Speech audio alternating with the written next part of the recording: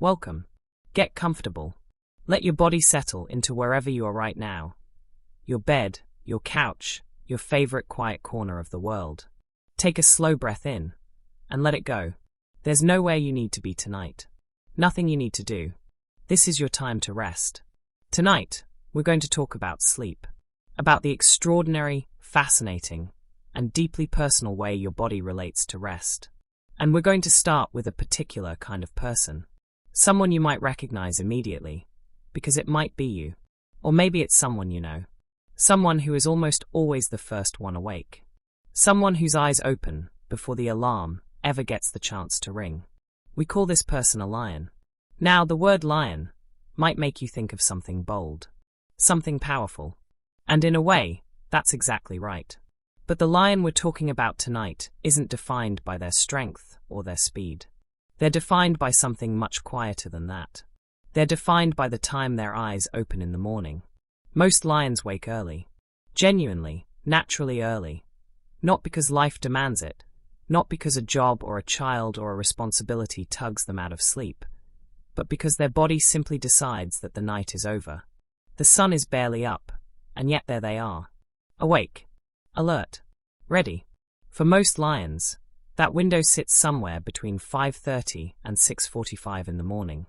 The world outside might still be dark, or just barely pink at the edges of the sky. The birds might only just be starting their first soft calls.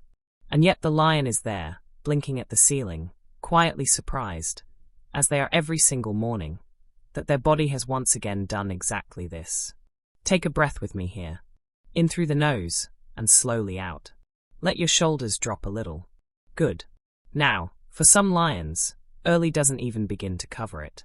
There's a subset, sometimes called extreme lions, whose mornings start somewhere even further back in the dark. We're talking about 4 o'clock in the morning, maybe even a little before. Not because an alarm was set, not because anything woke them, but because deep inside their biology, something ancient and deeply wired simply says, it's time. And here's the thing about waking that early that most people don't understand. It isn't always a gift. For an extreme lion, the trouble isn't getting up. The trouble is that they often can't go back to sleep even when they want to. They lie there in the quiet hours before dawn, aware that the rest of the house is still sleeping, aware that sunrise is still a long way off, and yet sleep, that warm, heavy, wonderful thing, simply won't come back to them. It's slipped away. The night, as far as their body is concerned, is simply done. That can feel lonely. It can feel frustrating. And it can leave a person wondering if there's something wrong with them, something broken in the way they rest. But there isn't. There really isn't. And as we move through tonight's video, you'll begin to understand exactly why. Let yourself breathe softly now. Inner and out. You're doing wonderfully. Of course, what goes hand in hand with an early morning is an early night. And this is the other side of the lion's story. The side that sometimes draws the most raised eyebrows from the rest of the world. Lions go to bed early. Not just a little early. Meaningfully, consistently, genuinely early. For most lions, the feeling of tiredness doesn't creep in late at night, during the second half of a movie, or the final hour of a party. It arrives much sooner than that. By the time the clock moves close to 10 in the evening, most lions are already winding down. Their bodies are already dimming like a lamp on a slow dial, already whispering the quiet message that the day is done, that rest is near, that it's time to set everything aside and let sleep come. Many lions are in bed by 10, some earlier than that. And when they do lie down, they typically don't struggle to fall asleep the way some people do. Sleep comes for them relatively quickly, because they've listened to their body, because they've honored that quiet early signal rather than fighting it. There's something beautiful about that, really. Something that the busier, louder parts of modern life have almost forgotten. The idea that when your body says rest, you simply rest. Take another gentle breath. Let your chest rise and fall. Feel how your body is already beginning to soften around you. But here's where the lion's story gets a little more complicated, a little more human. We live in a world that isn't built for them. Think about the way modern life tends to be structured. Work events that start at 7 in the evening. Dinner reservations at 8 or 9. Social gatherings that don't really get going until after 10. Movies at the cinema with late start times. A culture that quietly equates staying up late with being fun, being social, being productive, where the phrase burning the midnight oil is worn almost like a badge of honor. For a lion, all of this can feel like being asked to run a race at the wrong time of day. Their best hours, their sharpest, warmest, most engaged hours, are in the morning. Early morning. The hours when the rest of the world is still yawning, still reaching for coffee, still blinking away the fog of a late night. And by the time the world is warming up and asking them to be present and engaged and social, the lion is already beginning to slow. Already beginning the long, quiet arc toward evening rest. Already a little bit out of sync with the rhythm everyone else seems to be keeping. Let your breath come and go gently now. There's no rush. Let the words just wash over you like something warm and slow. Many lions have spent years wondering why they are the way they are. Why they can't just push through an evening the way their friends seem to. Why they feel inexplicably, embarrassingly tired at 9:30 when everyone else seems to be hitting their stride. Why they wake before the sun and can't seem to stop it, no matter how late they stayed up the night before. And the answer, the real biological, deeply reassuring answer, is that this is simply who they are. It is woven into them. It lives in their genes, in their cells, in the very chemistry of how their brain moves through each cycle of light and dark. It isn't a flaw.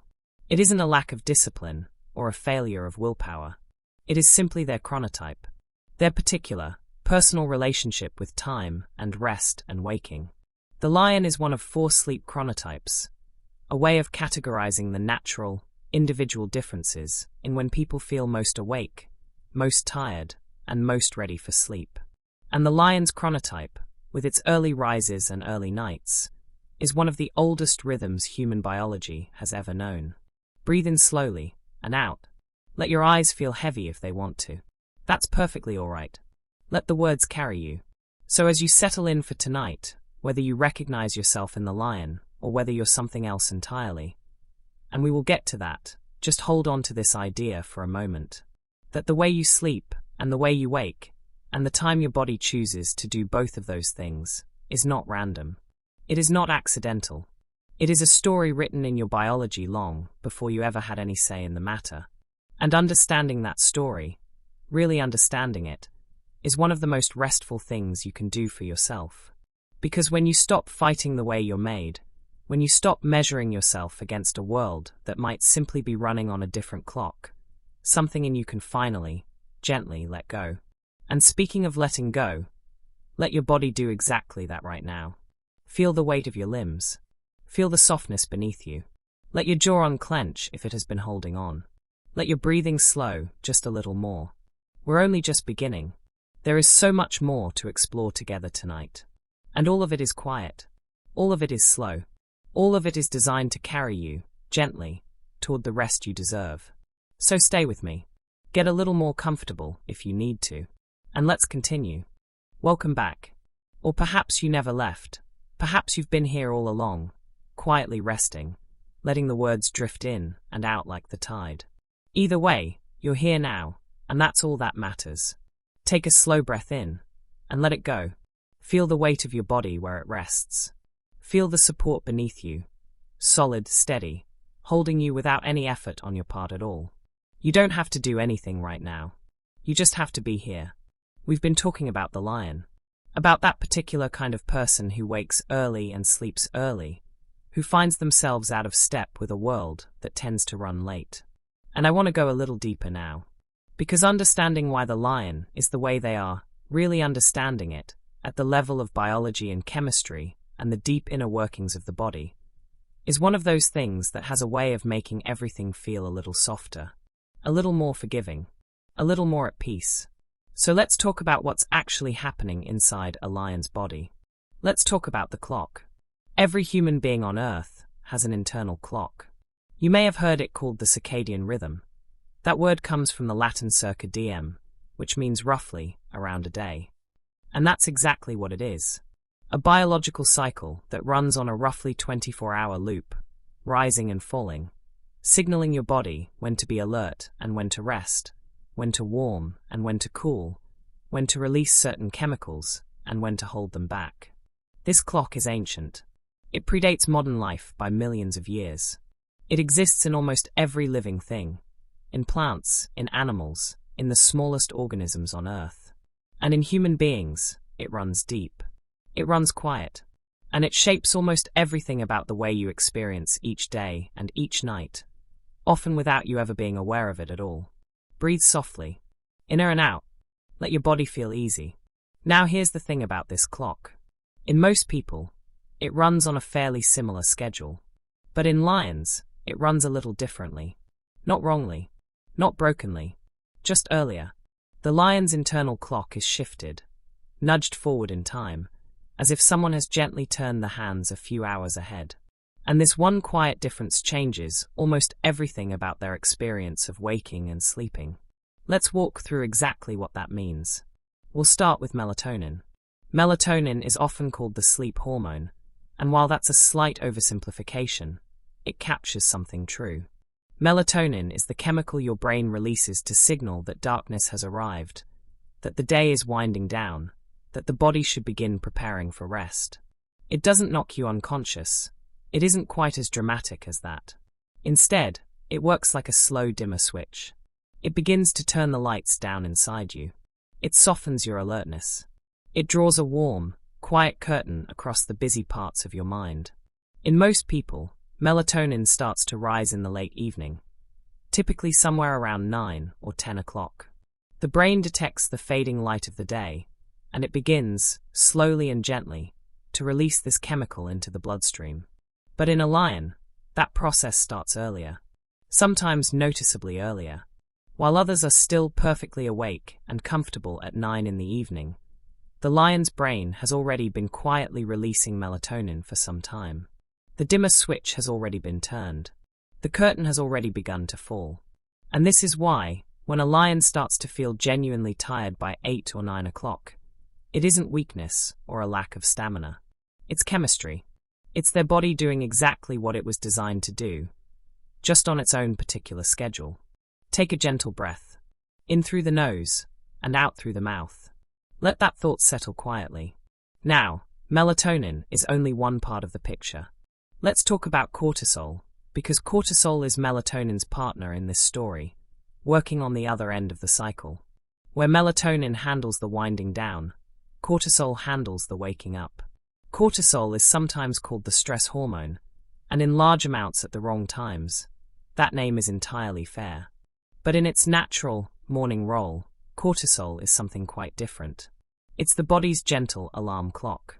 It's the chemical that begins to rise before you even open your eyes, slowly warming up your systems, preparing your brain and your muscles and your metabolism for the day ahead. It's what makes that first stretch of the morning feel possible. What lets your thoughts gradually sharpen. What gets you from the soft fog of sleep to something resembling a functioning human being. In a lion, cortisol rises earlier in the morning. While another chronotype might be waiting for their cortisol to climb as they drag themselves through a slow and sluggish first hour, the lion's cortisol is already well on its way. Already climbing. Already doing its work. This is why lions often describe waking up and feeling ready. Not immediately in need of coffee, not groping around for the motivation to start the day, but genuinely, physically prepared. Alert. Present. Their body has already done the warming up quietly, behind the scenes, before consciousness even arrived. But, and this is the other side of it, because cortisol rises early, it also drops early. By the time the evening comes, by the time the rest of the world is still running on the tail end of their cortisol curve, the lion's has already descended, already retreated. The alertness it provided is gone, and the body is left soft and quiet and ready for rest. Breathe in slowly and out. Feel how still everything can be when you let it. There's one more piece of this biological picture I want to share with you, and it's one that I find particularly lovely. It's about body temperature. Your core body temperature is not constant throughout the day. It rises and falls in a gentle wave, and that wave is intimately connected to your levels of alertness. When your temperature is climbing, You tend to feel more awake, more focused, more capable. When it is falling, your body uses that drop as a signal to begin the process of sleep. In a lion, that temperature wave runs earlier than in most. Their temperature rises quickly in the morning, another reason why that early alertness comes so readily. And in the evening, it begins its descent earlier too. The drop comes sooner. The cooling begins while others are still at their peak, and the body interprets that cooling the way it always has, the way it has for as long as human beings have existed, as a sign that sleep is near. So when a lion begins to feel that particular heaviness settling in around them in the early evening, it isn't just in their head. Their melatonin is rising. Their cortisol is retreating. Their body temperature is beginning its long, slow fall toward the depths of the night. Everything inside them is pointing toward rest. Everything is aligned. Let your own body cool and soften right now. Let the tension in your muscles ease just a little more. Breathe gently. You're doing so well. Now I want to talk about what happens once a lion actually falls asleep. Because this is where things get really interesting. When we sleep, our brains move through a series of stages. You may have heard of them: light sleep, deep sleep, REM sleep. That dreaming phase where the brain becomes almost as active as it is during waking. And throughout the night, we cycle through these stages over and over, moving up and down through levels of depth, like a slow tide going in and out. The deepest, most restorative stages of sleep. The ones where the body does its real repair work, where memories are consolidated, where growth hormones are released, where the brain essentially cleans and resets itself. Those stages happen during what's called slow wave sleep, named for the slow, rolling brain waves that characterize it. And it tends to happen most during the earlier part of the night. In a lion, those brain waves, those slow, deep, restorative waves, arrive earlier in the night. The brain begins shifting into that deep, quiet territory sooner. Almost as soon as a lion falls asleep, their brain is already beginning to descend toward the deepest levels of rest. And what this means in practice is something quite wonderful. It means that a lion who follows their natural schedule, who goes to bed when their body wants to and wakes when their body is ready, tends to get high-quality restorative sleep. They tend to reach those deep, nourishing stages efficiently, without a long wait, without a prolonged struggle. Their brain is already prepared for the descent. Breathe in, and let it all go. Imagine your own brain softening now, slowing, those quiet waves beginning to roll in. Easy, gentle, deep. There's a concept in sleep science called sleep drive, sometimes referred to as sleep pressure. It's essentially the measure of how strongly your body wants to sleep at any given moment. Sleep drive builds gradually throughout the day as a chemical called adenosine accumulates in the brain, and it is released, discharged, reset, during sleep. Lions tend to have what's described as a medium sleep drive. Not unusually high, not unusually low. Their body builds a steady, reliable pressure towards sleep over the course of each day, and it is discharged reliably each night. This contributes to something that many other chronotypes can genuinely envy: a natural ease with consistent sleep. Because the lion's internal clock is so well defined, so clearly shifted toward the early end of the day, their body tends to be fairly clear about what it wants. It wants to sleep at the same time each night. It wants to wake at the same time each morning. And when the lion listens to those signals, when they don't push too far against them, their body rewards them with sleep that is consistent, reliable, and genuinely restorative. Lions are often described as good sleepers. Not perfect. No one is perfect, but naturally inclined toward a kind of rhythmic, steady relationship with sleep that many people spend years trying to achieve. Let that thought rest with you for a moment. The idea of a rhythm, of a body that knows what it needs and moves toward it, night after night, with quiet and steady certainty. Breathe softly. Let your breathing find its own rhythm now. Slow and even. Easy and low.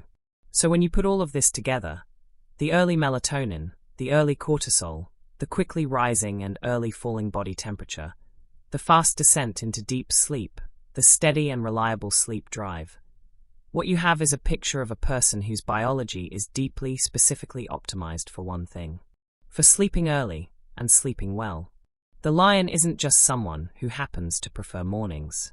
The lion is someone whose entire internal chemistry is oriented toward an early schedule. Every hormone, every brain wave, every degree of body temperature is working in concert, pointing in the same direction, singing the same quiet song. And that song begins in the evening, when the melatonin starts to rise and the cortisol starts to fall, and the body begins its slow, faithful descent toward rest. And it ends in the early hours of the morning, when the temperature begins to climb, and the cortisol lifts, and the brain rises gently, steadily, back toward the surface of waking. It is a cycle as old as the human body itself. Older even. And it runs whether the lion chooses it or not. Whether the world around them accommodates it or not. Whether anyone else understands it or not. Take a long, slow breath now. Feel the air fill your chest and release. Let your body follow its own quiet rhythm tonight. Let it do what it knows how to do. We've covered a lot of ground in this section. The chemistry, the biology, the quiet and intricate machinery that runs inside a lion while they move through their day. And I hope that if any of this feels familiar to you, it brings you a kind of comfort. Because understanding the mechanism behind something has a way of dissolving the frustration around it.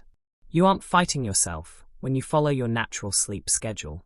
You are working with a system of extraordinary complexity and elegance. A system that has been shaped by millions of years of evolution, refined and tuned and calibrated to help you rest deeply and wake ready. All you have to do, all any of us has to do, is listen. And let it happen. So settle in a little more right now. Let your body grow heavier. Let your mind grow quieter.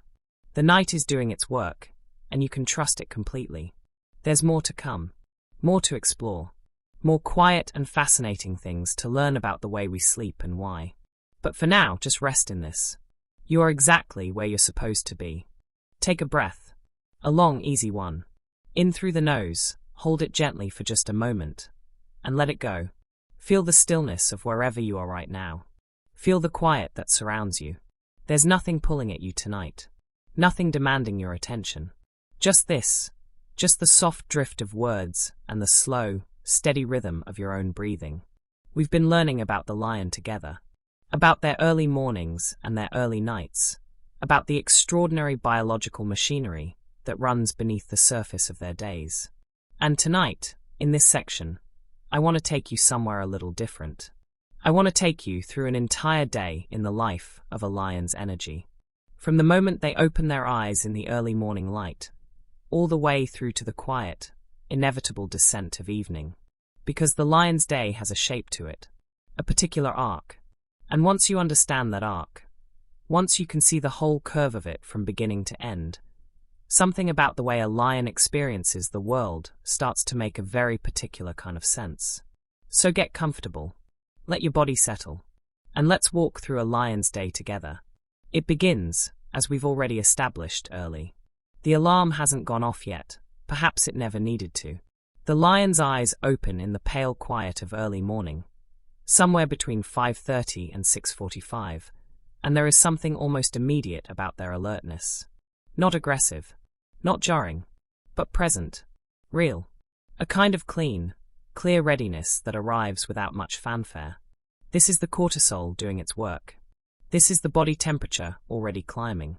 This is the result of a body that spent the earlier part of the night doing the deepest, most restorative work that sleep can do, and has now completed that work, and is gently, naturally rising back toward waking. And in those first hours of the morning, roughly from the moment they wake until somewhere around noon, the lion is at their best. This is their window, their golden hours. The 4-hour stretch, roughly from 8 in the morning to 12, where everything that requires focus and clarity and real mental effort comes most easily. Take a gentle breath, inner and out. Let yourself imagine that early morning feeling for just a moment. The quiet, the clarity, the sense of a fresh, unhurried start. Think about what those morning hours must feel like for a lion. The world is still soft and unhurried. The light is still gentle. And yet inside the lion's mind, things are already sharp, already moving, already ready. This is when a lion does their best thinking, their best writing, their best problem-solving. When a complex task lands in front of them, their morning brain can meet it fully, can hold it, turn it around, examine it from every angle. When a difficult conversation needs to be had, the morning is when the lion has the most access to their patience, their clarity, their emotional steadiness. For a lion, the morning isn't just a time of day. It is the time of day. It is when they feel most like themselves, most capable, most alive. And because of this, lions who understand their own chronotype often learn to guard these morning hours carefully. They learn to treat them as something precious, something not to be squandered on emails that don't matter or meetings that could have been rescheduled. They learn to pour their most important work, their most meaningful effort, into that bright and generous morning window before it slowly begins to close. Breathe softly now. Let your body feel easy. Let the words just flow over you like something warm and unhurried. But no window stays open forever. And for the lion, the morning begins to shift sometime around midday. It starts gently. It doesn't arrive all at once. But somewhere in the early afternoon, typically between noon and 3 o'clock, something changes. The sharpness softens just a little. The focus that came so effortlessly in the morning requires a little more effort to maintain. There's a quality to the afternoon that feels different. Heavier, perhaps. A little slower. A little less clear. This afternoon dip is real. It's biological.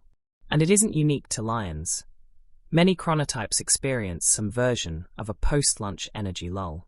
But for the lion, it tends to arrive earlier and feel more pronounced than it might for others.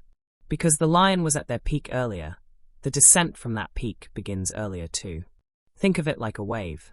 The lion's morning is the crest, that high, bright, rolling peak. And the early afternoon is the wave beginning its natural fall back toward the surface of the water. Not crashing, not collapsing, just descending, returning, settling back toward level.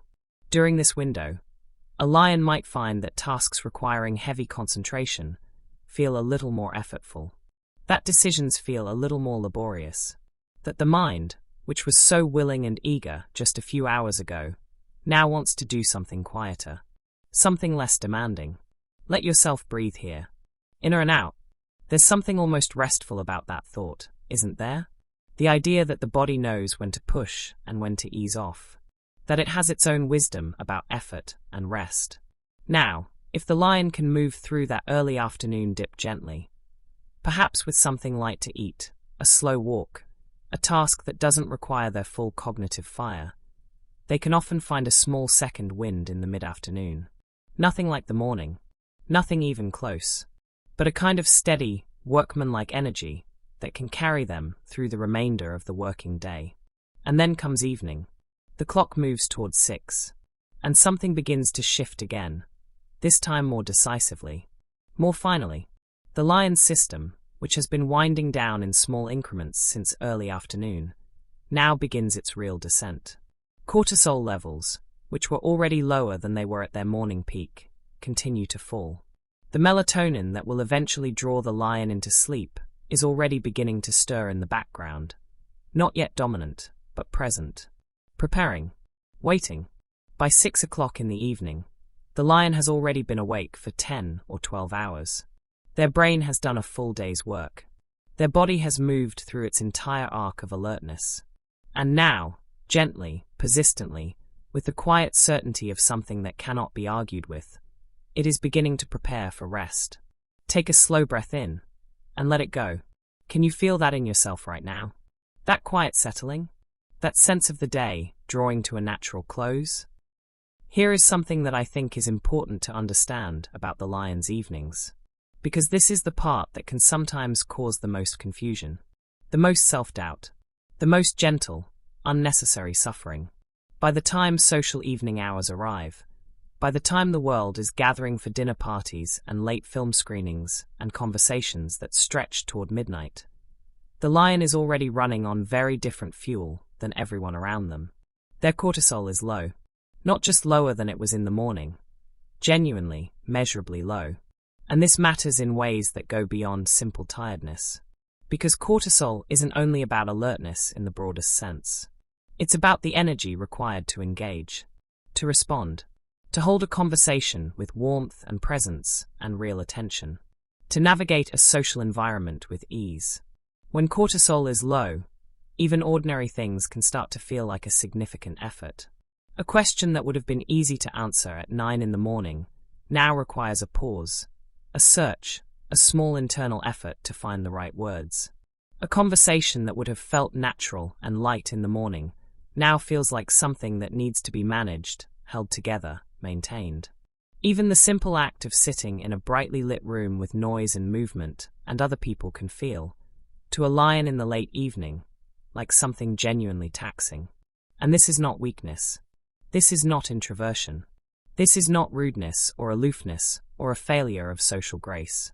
This is a brain that is, quite sincerely, preparing for sleep. A brain whose chemistry is already shifting away from engagement and toward the quiet, internal work of rest. A brain that is doing exactly what it is supposed to do, just on a schedule that the social world hasn't accounted for. Breathe gently now. In through the nose and out. Let your own mind grow quiet. Let it do what it knows how to do. There's a particular kind of loneliness that can come with being a lion at a late evening gathering. That sense of watching others come alive, just as you yourself are beginning to fade. Of seeing the energy in the room rise as yours falls. Of smiling and nodding, and doing your best to be present, while something inside you is already, quietly, somewhere else entirely. Many lions have learned to push through it. To have one more drink or one more cup of coffee, to find something in the conversation to hold on to borrow against tomorrow morning's energy in the hope of making it to midnight. And sometimes they succeed, at least on the surface. But the body keeps its accounts faithfully. What is borrowed must be repaid. And the lion who fights their evening tide too often tends to wake the next morning feeling the cost of it. A little duller, a little heavier, a little less like themselves than they should be. Because the lion's brain is not simply tired in the evening. It is actively preparing. The slow brain waves that will carry it into deep, restorative sleep are already beginning to gather, like clouds moving in across a quiet sky. The melatonin is rising. The body temperature is falling. Everything is in motion. And when the lion finally does surrender to all of this, when they lay down and close their eyes and stop resisting the pull, they fall into sleep quickly, deeply, and well.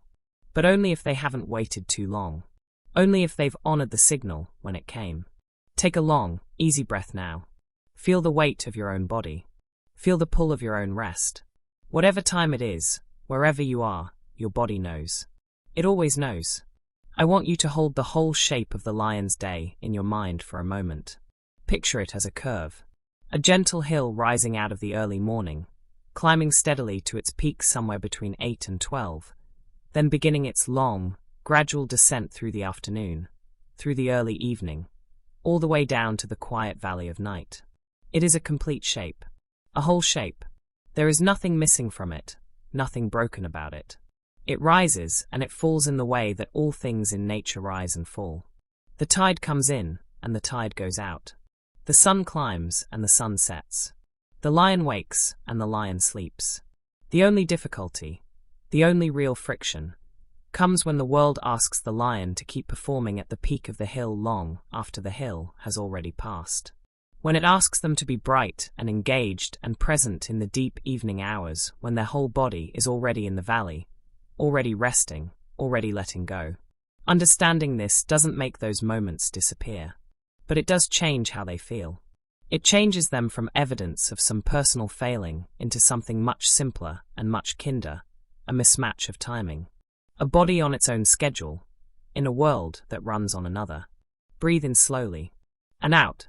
Let your body be exactly where it is in its own curve tonight. And wherever you are in your own energy right now, whether you're winding down from a full day, or already deep in the quiet hours, or somewhere in between, know that your body has its own arc too. Its own particular shape. Its own wisdom about when to climb and when to descend. You don't have to fight it. You don't have to push against it or apologize for it, or wish it were different. You just have to listen to it. The way the lion learns, eventually, to listen. The way all of us can learn, when we stop and grow quiet enough to hear. So let yourself descend now. Let the evening, or the night, or whatever hour surrounds you do its gentle work. Let your breath grow slower. Let your thoughts grow softer and less defined, the way thoughts do when sleep is near. There is so much more to explore together. More science, more stories, more of the quiet and fascinating world of sleep and chronotypes and the extraordinary biology that shapes every waking and resting hour of your life. But right now, in this moment, all of that can wait. Right now, all you need to do is breathe and rest and let the night hold you. Settle in. Take a breath, a slow one, right down into the belly. Let your stomach rise as the air comes in, and feel it fall as you let it go. There's no hurry here. There never is. Just the quiet, and the words, and the soft and steady rhythm of your own breathing carrying you through the night. We've been following the lion's day together, from that clear and early morning waking, through the bright peak of the morning hours, through the gentle afternoon descent. And now we've arrived at something that many lions know intimately. Something they've experienced so many times that it has become, in a way, as familiar as an old friend. Even if it isn't always a welcome one. We've arrived at the evening crash. It usually happens somewhere between 7 and 9 o'clock at night. And for a lion, it doesn't arrive gradually, the way the afternoon dip does. The afternoon dip is a slow softening, a gentle easing of the day's energy. The evening crash is something a little different. It has a quality of arrival to it, of sudden certainty, as if the body has been patiently waiting for exactly this moment, and now that the moment has come, it wastes no time making itself known. 1 minute, the lion is present, engaged, functioning, perhaps sitting at the dinner table, or on the sofa, or finishing the last small tasks of the evening. And then something shifts. It doesn't announce itself loudly. It simply arrives. A heaviness behind the eyes. A softening of thought. A sense that the mind, which has been running all day, has simply and quietly decided to stop. Lions often describe it as hitting a wall. And that's exactly what it feels like. Not a gradual slope. Not a gentle fade. A wall. Solid and definite, and completely indifferent to whatever plans the evening might have held. Take a slow breath. In and out. Let your own mind soften a little. Let the image of that wall feel not like something to dread, but like something almost restful. A natural boundary. A limit set not by weakness, but by wisdom. So what is actually happening in those evening hours? What is it, biologically, that builds that wall? We've talked about the light. About how the lion's brain is particularly sensitive to the cues that evening brings. The dimming of the sky, the fading of the day's brightness, the slow transition from light to dark that happens every single evening, whether we notice it or not. And for the lion, whose melatonin system is already primed to respond earlier than most, that dimming light is a very clear and very powerful signal. As the evening light fades, the lion's brain begins to do something it has been preparing for all day. It begins, in earnest, to switch on the sleep system. This isn't a metaphor. This is a literal, measurable chemical process. Melatonin, which has been quietly building since the earlier part of the evening, now begins to rise more decisively. The brain's alertness centers begin to quiet. The neural activity that supports sharp thinking, focused attention, and motivated action begins to slow. And the brain waves that are characteristic of deep, restorative sleep, those long, slow, rolling waves we talked about earlier, begin to gather at the edges of consciousness, patient and unhurried, waiting to move in. And so the lion finds themselves, at 7 or 8 or 9 in the evening, in the grip of something they cannot simply decide their way out of. Their mental sharpness drops. Not gradually, not imperceptibly, but noticeably. The thoughts that were coming easily an hour ago now require effort. The words that were flowing now have to be found. The mental clarity that felt so natural in the morning is simply gone, replaced by something softer, slower, and much less useful for anything that requires real cognitive work. Breathe gently, in and out. Can you feel the softness of that? The way the mind, when it is ready to rest, simply releases its grip on the sharp and the clear. And it isn't only mental sharpness that falls away. Motivation goes with it. This is something that lions often find particularly difficult to explain to people who don't share their chronotype. Because motivation, or the lack of it, is so easily misread. When a lion sits down in the early evening and finds themselves completely unable to summon the will to start a task they were perfectly capable of an hour ago, it can look like procrastination. It can look like laziness. It can look like a choice. But it isn't a choice. Not really. Motivation is not a purely psychological phenomenon. It is chemical. It is biological. It is tied intimately to the state of the brain's arousal systems, to the hormones and neurotransmitters that regulate energy, drive, and the capacity for effortful action.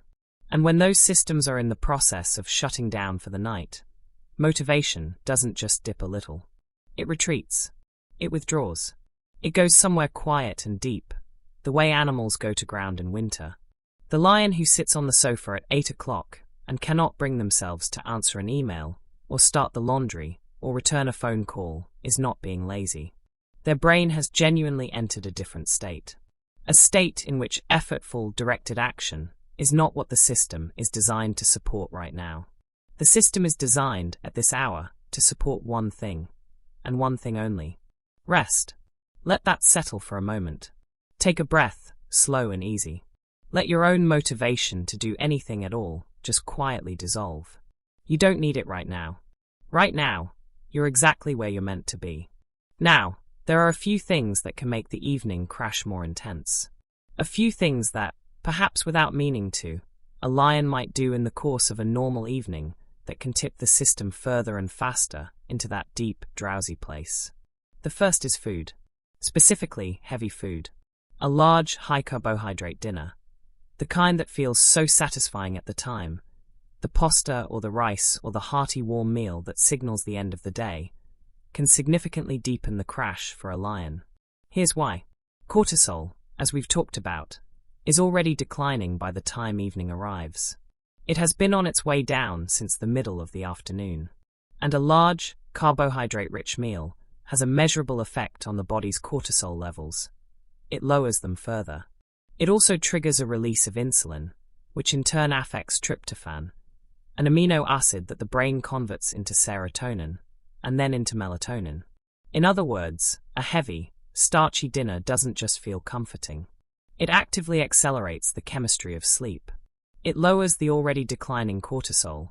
It nudges the melatonin system further along, and it sends a signal to the body that the evening is truly, decisively over. For someone whose sleep system is already switched on by 7 or 8 in the evening, a large dinner can be the thing that takes the evening crash from noticeable to overwhelming. It can be the difference between a lion managing to stay awake and present until 9 or 10, and a lion finding themselves completely unable to keep their eyes open by 8. Take a soft breath now. Let the thought drift through you gently. There's no judgment here, just the quiet, fascinating science of the body doing what it does. And then there is alcohol. Alcohol and sleep have a complicated relationship that is worth understanding, because for lions in particular, the evening drink that seems like it should help can sometimes be the very thing that undermines the rest they so badly need. In the short term, alcohol makes you drowsy. This is well established. It enhances the activity of certain inhibitory chemicals in the brain. It lowers your cortisol further, and it makes the drift towards sleep feel easier, softer, more inevitable. For a lion who is already deep in the evening crash, a glass of wine or a beer can feel like it is simply completing what the body started, tipping them gently over the edge and into sleep. And in some ways, that's true. Alcohol can speed up the process of falling asleep. But what it does to the quality of sleep, once you're there, is a different story entirely. Alcohol fragments sleep. It disrupts the normal cycling through the stages we talked about: the light sleep, the deep slow-wave sleep, the REM dreaming sleep, and pulls the brain toward lighter, less restorative levels. It tends to keep sleep shallower than it would otherwise be, and it often causes waking in the second half of the night, when the alcohol has been metabolized and the brain rebounds into a more alert state than usual.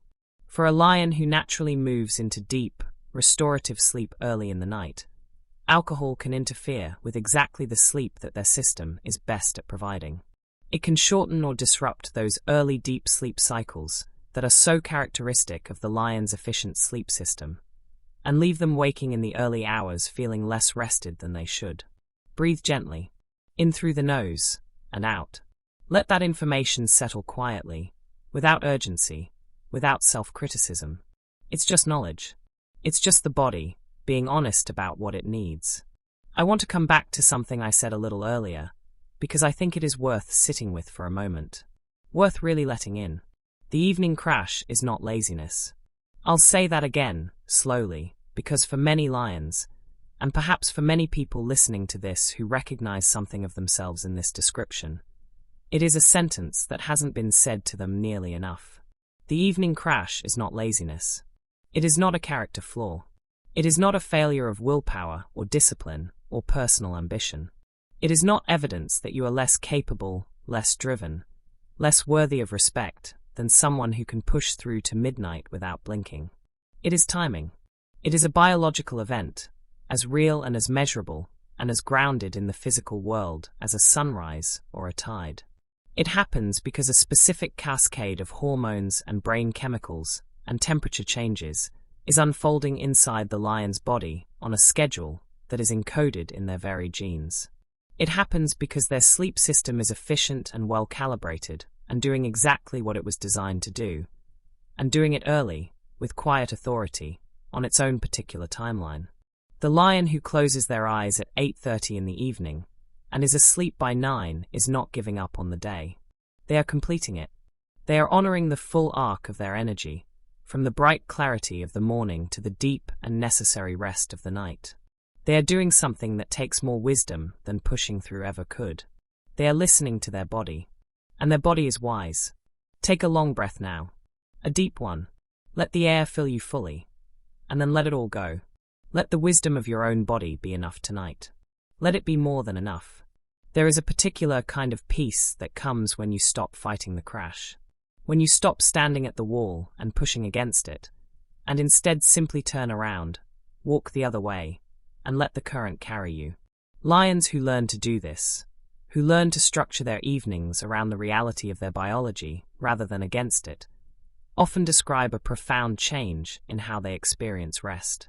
Because when you go with the crash instead of against it, you don't just fall asleep faster. You fall asleep in alignment. Your body is ready. Your chemistry is ready. Your brain is already in the early stages of the transition. And what follows is the kind of sleep that the lion system is uniquely positioned to provide. Deep, early, restorative, and complete. The wall, it turns out, is not an obstacle. It is a door. And behind that door is the rest that your body has been quietly building toward all day long. The reward at the end of the arc. The valley after the hill. The deep and nourishing darkness after the long bright hours of the day. So let yourself approach that door now. Wherever you are, however far or close sleep might be, let your body move in its natural direction. Let the sharpness soften. Let the motivation rest.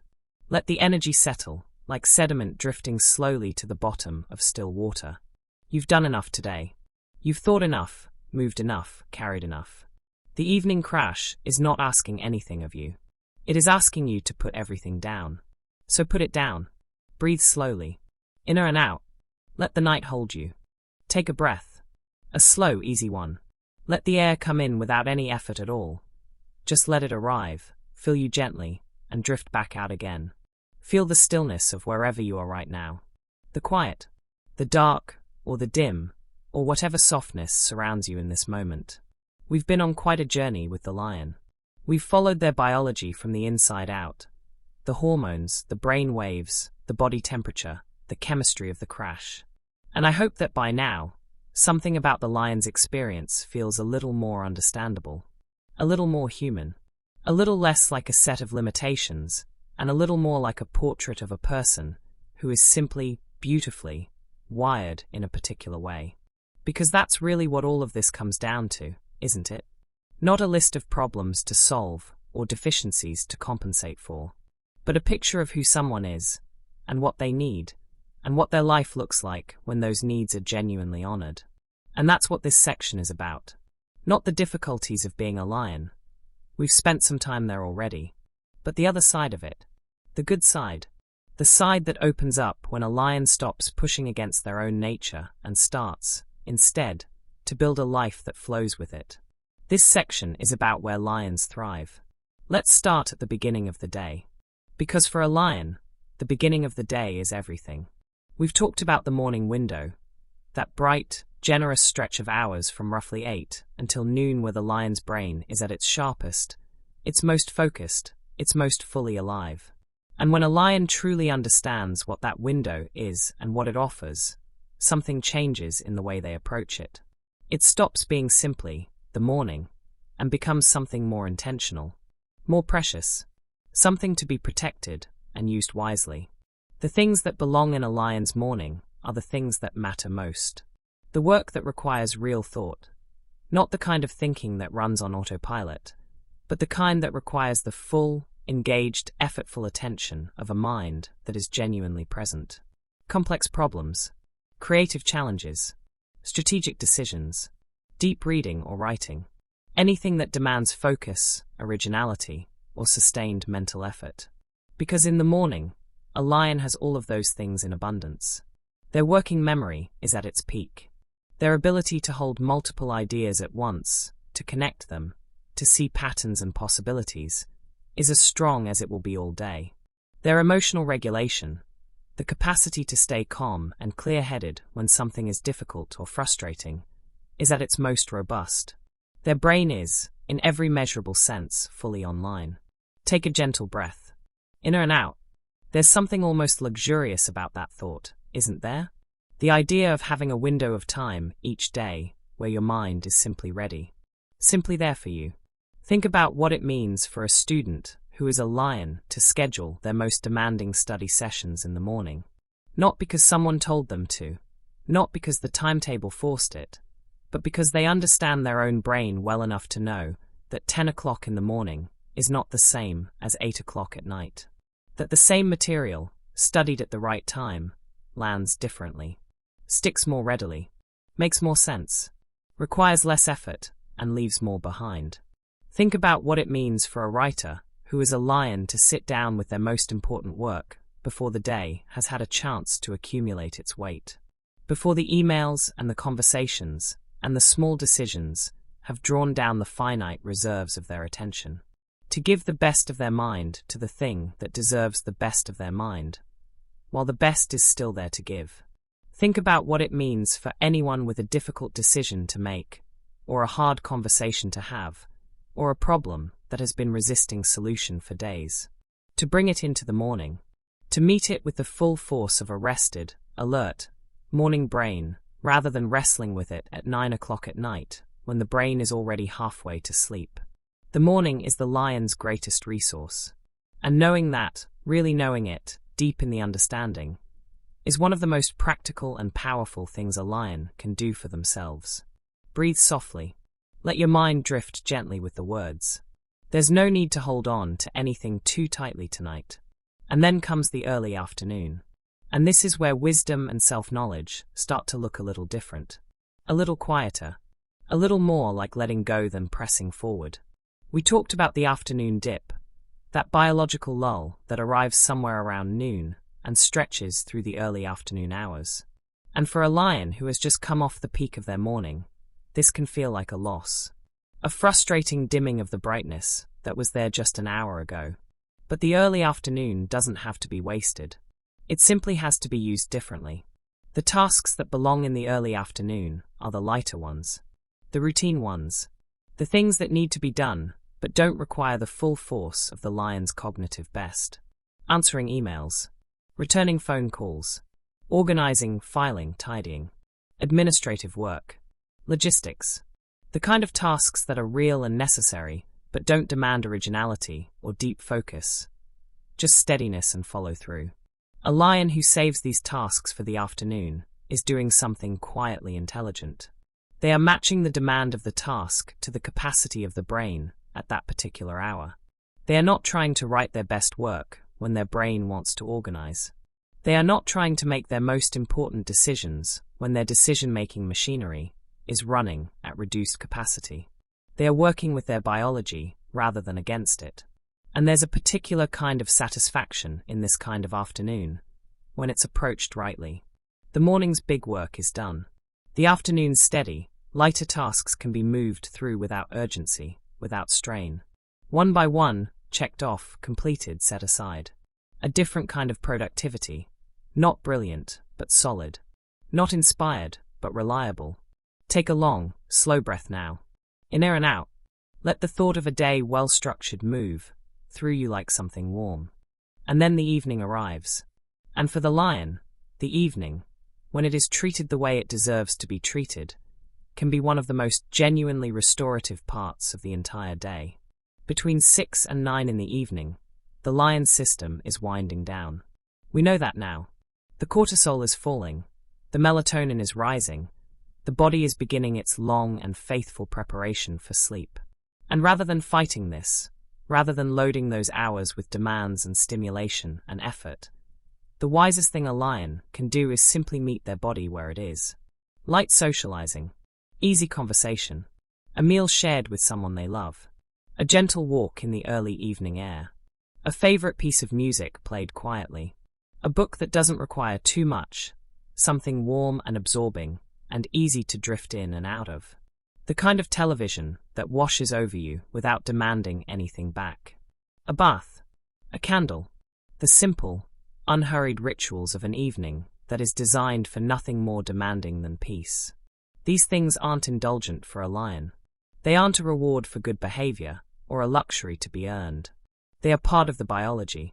They are the appropriate activity for this phase of the lion's daily cycle. They are what the evening hours are genuinely for. Breathe gently. In and out. Let the image of a soft, quiet evening settle around you like something you've been waiting for. There is a word I want to use here, and it's a word that doesn't get used enough in conversations about productivity and performance, and the way we structure our time. The word is alignment. When a lion lives in alignment with their chronotype, when the shape of their day matches the shape of their biology, something remarkable happens. It isn't dramatic. It doesn't arrive with fanfare. But it is real, and it is significant, and people who have experienced it tend to describe it in terms that have a quality of relief to them. As if something that had been subtly wrong for a very long time has finally been set right. Performance improves. Not because the lion has worked harder, or pushed further, or found some new technique, but because the same effort, applied at the right time, produces more. The morning's work, done in the morning, is simply better than the same work attempted at night. The afternoon's tasks, matched to the afternoon's capacity, flow more easily. The evening's rest, honored rather than postponed, restores more completely. And mood, perhaps even more than performance, improves. Because so much of the low-grade friction that wears a lion down day after day is the friction of misalignment. The effort of trying to be sharp when the brain is dim. The frustration of trying to be social when the body is shutting down. The guilt of falling asleep at 9 when the world seems to expect 10 or 11 or midnight. When that friction is removed, when the lion simply stops fighting the schedule their body has always wanted, a kind of ease moves in to replace it. A sense of rightness, of living, finally, in a way that fits. Take a slow breath. In and out. Let that word, alignment, just rest somewhere soft inside you.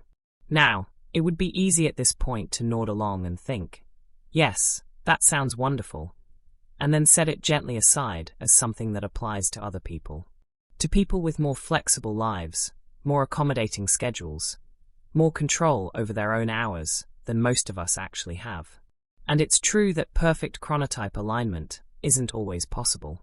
The world has its own schedule, and it doesn't always ask for our input.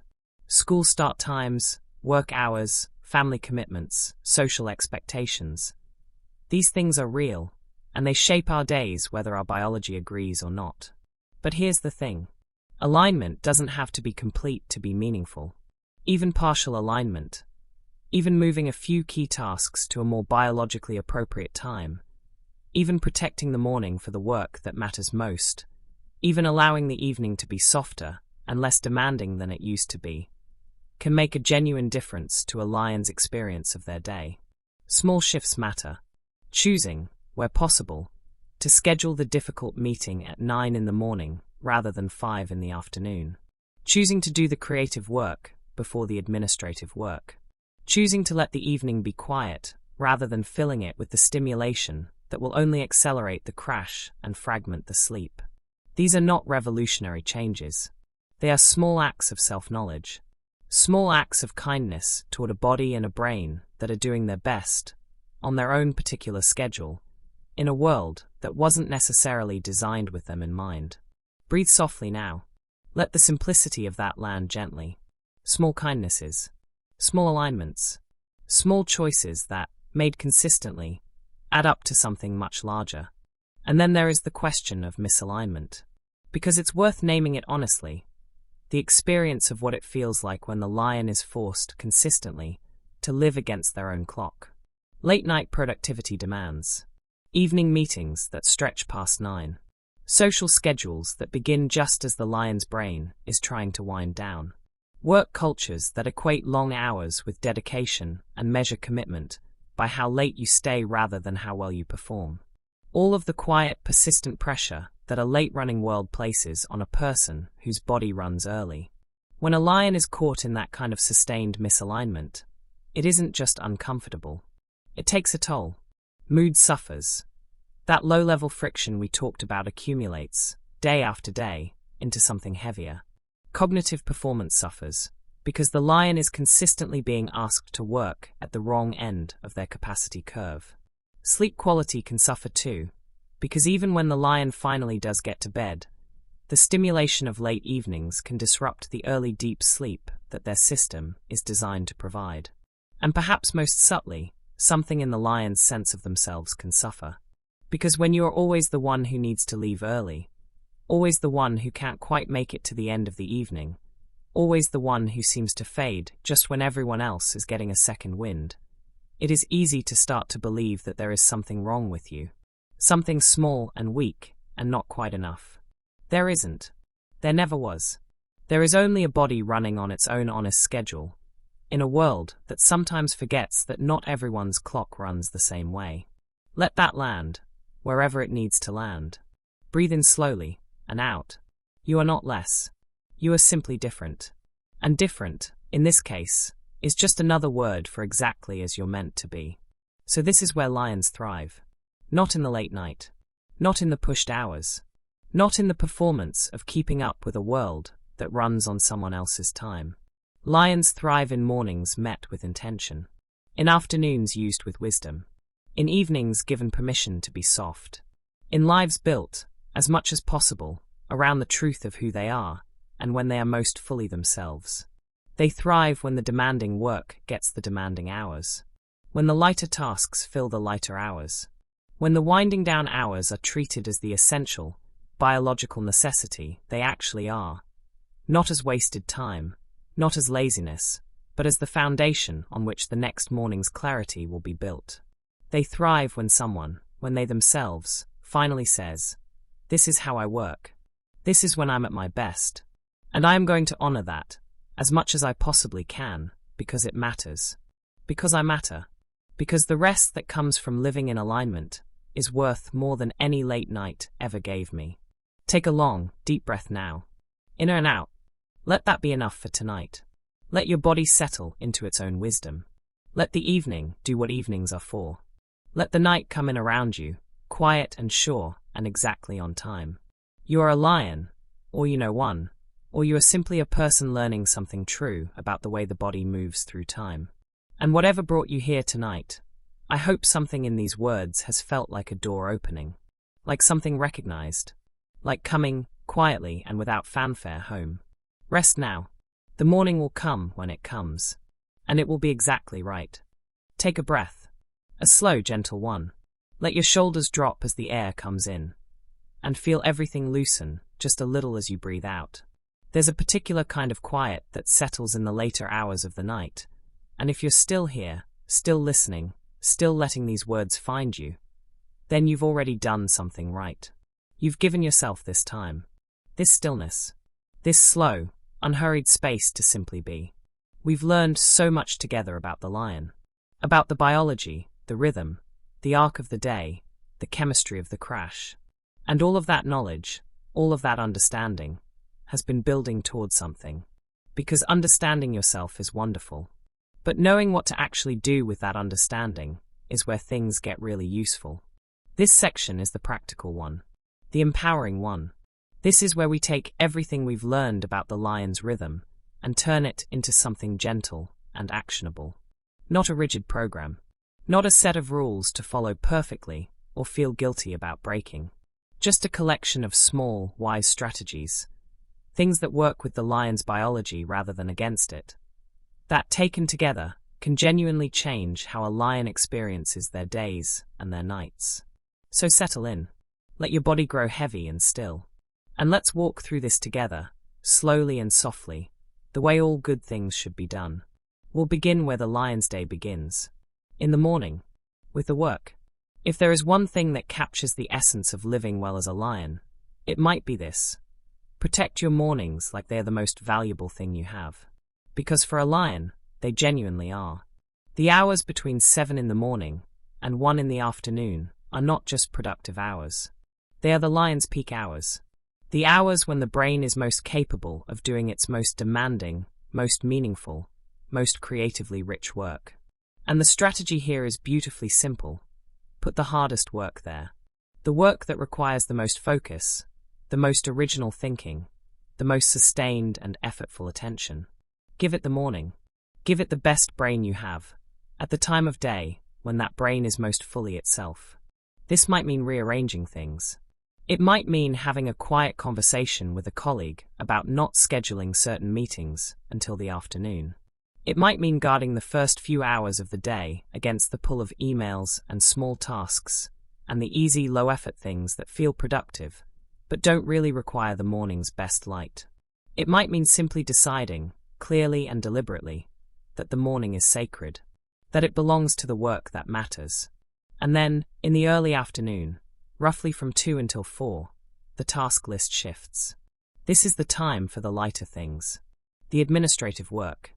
The emails, the scheduling, the routine decisions. The things that need doing, but don't need the full fire of a lion's morning mind. Let the afternoon be steady and practical. Let it be the clearing up after the morning's real work.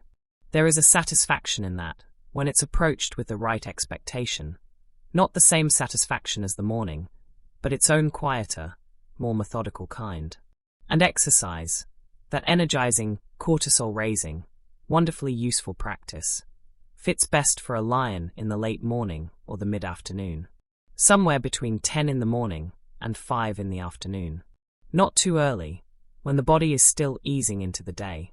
And not in the evening, when the raised heart rate and the stimulating effect of exercise can push back against the body's natural wind down. Late morning exercise can extend and enhance the peak. Mid-afternoon exercise, somewhere around 3 to 5, can help to lift the afternoon dip and carry a lion more comfortably through to the early evening. Breathe gently, inner and out. Let the simplicity of that structure feel restful rather than prescriptive. It's just a shape, a natural, easy shape for a day that works with you rather than against you. Now let's talk about light. Because light is one of the most powerful tools a lion has, and one of the most underestimated. Your brain's internal clock doesn't run in isolation. It is constantly being calibrated, adjusted, and confirmed by external cues. And the most powerful of all those cues, by a very significant margin, is light. Specifically the quality and intensity of the light that reaches your eyes throughout the day. In the morning, bright natural light is one of the best things a lion can do for their sleep. Not eventually, immediately. As soon after waking as is practical, getting outside or sitting near a window and letting the eyes receive that clear, full-spectrum morning light sends a strong and unambiguous signal to the brain. It says, the day has begun. It anchors the circadian clock. It sharpens the morning alertness. And, crucially, it sets the timer for the evening melatonin release. Bright morning light, experienced at a consistent time each day, helps ensure that the body's evening chemistry unfolds on the schedule the lion needs. So the morning light is something to seek out, not by staring at the sun, but simply by being in it. A short walk, a cup of tea by an open door, a few minutes on the front step before the day picks up its pace. Small and unhurried, but genuinely powerful. Take a slow breath. In and out. Imagine that morning light, soft and clear and full of the quiet promise of a day just beginning. And then, as the day moves toward evening, the strategy reverses. Just as the morning calls for bright light, the evening calls for dim. Beginning 1 to 2 hours before bed, the lion benefits from lowering the lights around them, switching from bright overhead lighting to warm, soft lamps, turning on the night mode filter on any screens they are using, letting the environment dim in a way that mirrors and supports what the body is already trying to do. Because the brain is watching the light, even when you aren't aware of it. And bright artificial light in the evening, especially the blue spectrum light that comes from phones, tablets, and computer screens, tells the brain, with some conviction, that it is still daytime. It suppresses melatonin. It delays the sleep system. It holds the lion's body back from the natural descent it has been working toward all evening.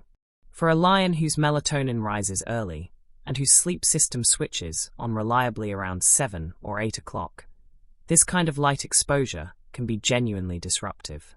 It can push bedtime later than the body wants. It can make the process of falling asleep harder. And it can interfere with those early deep sleep cycles that are so central to the lion's particular brand of high-quality rest. In that last hour before bed especially, the kindest thing a lion can do for themselves is to put the screen down. Or at the very least to dim it, filter it, and ask less of it. Let the environment grow quiet and dark. Let the brain receive the signal it is waiting for. Breathe softly. Let your own surroundings grow dim and soft in your imagination. Let the light fade. Let the evening deepen. And now let's talk about food. About the quiet, significant relationship between what a lion eats in the evening and how well they sleep when the night finally arrives. We talked in the last section about how a heavy, carbohydrate-rich dinner can deepen and accelerate the evening crash. And the practical strategy that follows from that understanding is a gentle one. Not a harsh dietary rule. Not a complicated restriction. Just a shift in timing and in weight. Eating dinner earlier, roughly 3 hours before the intended bedtime, gives the body time to do the work of digestion before sleep arrives. When the digestive system is still actively processing a large meal as sleep begins, the quality of that sleep can be affected. The body is divided in its attention, in a sense, partly resting, partly still working. Giving dinner a head start, letting that process wind down before the sleep system fully takes over, allows sleep to be more complete, more restorative. And in the evenings particularly, keeping the meal lighter, lower in heavy carbohydrates and sugars, helps to avoid that cortisol-lowering, melatonin-enhancing effect that a large starchy dinner can have. The lion whose sleep system is already well underway, by 8 o'clock, doesn't need any additional chemical encouragement towards sleep. What they need is a gentle, well-timed evening meal that supports the system rather than overwhelming it. And alcohol, that complicated companion of evening meals, is worth thinking about honestly. Not with guilt, not with rigid abstinence, but with the simple understanding that for a lion who values the quality of their early night deep sleep, alcohol in the late evening works against them. If a lion chooses to drink, the body handles it most kindly earlier in the evening, somewhere around 5:30 to 7:30, far enough before sleep that the metabolism has had time to do its work, and the sleep system can proceed without chemical interference. Take a long, easy breath. In and out. There's no judgment in any of this. Just the quiet, practical wisdom of a body that knows what it needs, offered gently and without pressure. Let's talk about the wind down. Because this, for many lions, is where the real transformation happens. The lion's brain will slow down in the early evening. We have established that thoroughly and honestly. It is going to happen. It is not a question of whether, only of when and how. And the single most useful thing a lion can do with that knowledge is to stop being surprised by it. Stop fighting it. Stop treating it as an interruption to the evening, and start treating it as the evening's natural and intended shape. This means, practically speaking, planning social time earlier rather than later. If there are people to see, conversations to have, dinners to share, The earlier part of the evening is where the lion will show up most fully, most warmly, most present and engaged. An invitation for 7 o'clock gives a lion a genuine chance to enjoy the evening. An invitation for 9 o'clock asks them to perform presence when their brain has already, quietly, gone somewhere else. And within the home, within the private hours of the evening, building a predictable wind-down routine can be genuinely transformative for a lion's sleep quality. Not elaborate, not demanding. Something between 20 and 40 minutes of consistent, calming activity that the brain comes to recognize, over time, as the signal that sleep is near. It might look like this. The screens go dim or go away. The lights shift to warm and low. Perhaps a short walk, or a few gentle stretches. Perhaps a warm shower or a bath, which has the added benefit of raising and then dropping body temperature in a way that supports the natural sleep onset process. Perhaps a few pages of something easy and absorbing. Perhaps just sitting quietly with a warm drink and letting the thoughts of the day settle. Whatever form it takes, the consistency matters more than the content. A routine repeated each evening becomes a signal. And signals, for a sleep system as well calibrated as the lion's, work remarkably well. The brain begins to recognize the sequence, to associate it with what is coming. And as the routine unfolds, the descent towards sleep becomes smoother, more reliable, and more complete. In that last stretch of the evening, avoiding stimulating television or intense conversations is part of the same gentle wisdom. The brain that is trying to wind down does not benefit from high-stakes drama or unresolved conflict, or the emotional activation that comes from an argument or a difficult discussion. These things raise cortisol. They activate the brain's alert systems. They work directly against the tide the lion's body is trying to ride. Save the difficult conversations for the morning, when the brain is equipped to have them well. Save the intense storytelling for an earlier hour. Let the late evening be quiet. Let it be gentle. Let it be, as much as possible, a space of lowered demands and softened edges. Breathe softly. Let your own evening routine, whatever it is, feel like something kind you are doing for yourself. Because it is. Now let's talk about the schedule itself. The anchor that holds all of the rest of this in place.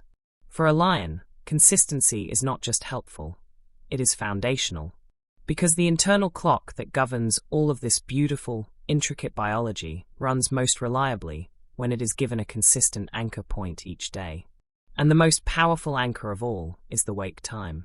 Choosing a fixed wake time, somewhere in that natural lion range of 5:30 to 6:30 in the morning, and holding to it as consistently as possible, even on weekends, is one of the most stabilizing things a lion can do for their sleep system. Because the wake time sets the clock. It tells the brain when the day begins. And from that fixed point, everything else in the 24-hour cycle can anchor itself reliably. The cortisol peak, the afternoon dip, the melatonin rise, the evening crash, the bedtime. From the chosen wake time, counting back 7 to 9 hours gives the target bedtime.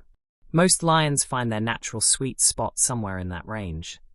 Enough sleep to feel fully restored, not so much that the system becomes sluggish. And beginning the wind-down routine 45 to 60 minutes before that target bedtime gives the sleep system the runway it needs to land smoothly. And if the lion wakes early, as lions sometimes do, in those still and dark hours before the morning has properly arrived, the wisest response is not to fight for sleep with effort and frustration.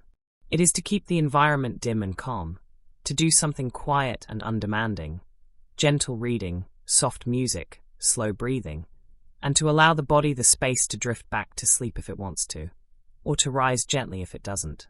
The low light is the key. Keep the brain in the dark, in every sense, and let the system find its own way. Take a slow breath, inner and out. The rhythm of it is so simple, really.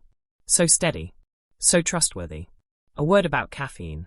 Because caffeine and the lion have a particular relationship worth understanding. Caffeine works by blocking adenosine, that sleep pressure chemical that builds throughout the day and helps create the drive towards sleep. It doesn't eliminate tiredness. It borrows against it. It covers the signal rather than resolving it. And for a lion, whose sleep system begins its evening preparations earlier than most, how and when caffeine is used matters more than many people realize. The best strategy for a lion is to front-load their caffeine, to have it in the morning, when it genuinely supports and enhances the already rising alertness of the peak hours. A coffee at 6 or 7 or 8 in the morning is working with the lion's biology. It is adding brightness to an already bright phase of the day. But caffeine after 1 or 2 in the afternoon begins to work against the system. Because caffeine has a long half-life, it persists in the body for many hours. Afternoon caffeine is often still measurably present in the bloodstream by bedtime. And for a lion who wants to be asleep by 9 or 10, an afternoon coffee can push back against the melatonin rise and delay, or disrupt the sleep that the evening hours are building toward. And perhaps most importantly, caffeine should not be used to push through the evening wall. That 7 to 9 o'clock crash that the lion experiences is not a signal to be overridden. It is a signal to be honored. Using caffeine to fight it is, in a very literal biological sense, working directly against the sleep system at exactly the moment the sleep system is trying to do its most important work.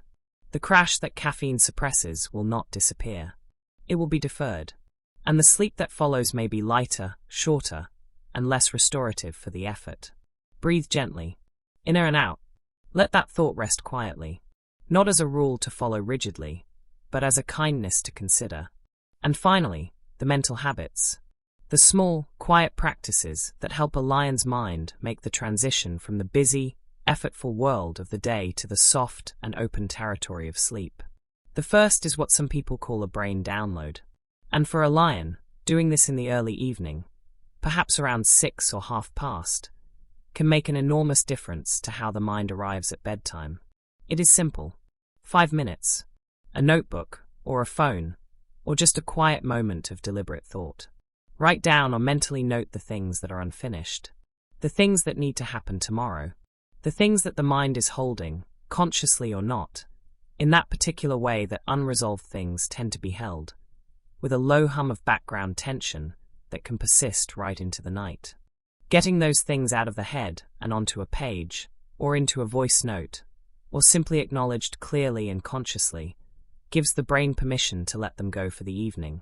It creates what psychologists sometimes call a completion signal, a sense that these things have been seen, noted, and do not require active mental monitoring right now.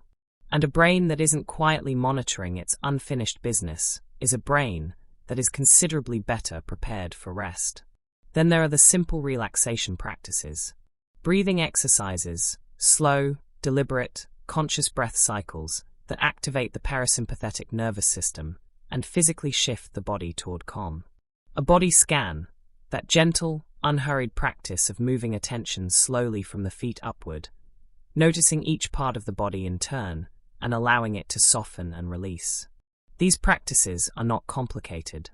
They do not require expertise or equipment or perfect execution. They just require a little time and a willingness to be still. And if sleep doesn't come, if a lion finds themselves lying awake, mind still turning, unable to make the final crossing, the wisest response is not to lie there straining. It is to rise quietly, in low light, and do something calm and undemanding until the sleepiness returns. Reading in a dim room, sitting quietly, letting the mind wander without pressure, and then returning to bed only when the body is genuinely ready, when the heaviness is back, when the eyes are soft, when the pull of sleep is real and present and strong. Take a long, slow breath now, inner and out. Let everything you've just heard settle softly, without urgency. These aren't demands. They are invitations. Small, gentle, practical invitations toward a life that fits a little more easily, that runs a little more smoothly, that rests a little more deeply. Because that's really what all of this is. Every strategy in this section, from the morning's protected hours to the evening's dimmed lights to the consistent wake time and the gentle wind-down routine, all of it is pointing in the same direction, toward a life in which the lion is not constantly swimming against their own current, a life in which the body's wisdom is met with the mind's cooperation, in which the early riser, the morning thinker, The 9 o'clock sleeper is not a source of embarrassment or frustration, but something recognized, understood, and honored. You don't have to change who you are. You never did. You just have to understand who you are. And then, one small and gentle choice at a time, build a life that lets you be that fully. So breathe now. Slowly. Easily. Let your body do what it has been preparing to do all evening. Let the night come in completely. Let the last of the day's tension leave with your next breath out. You know yourself a little better tonight than you did when you started.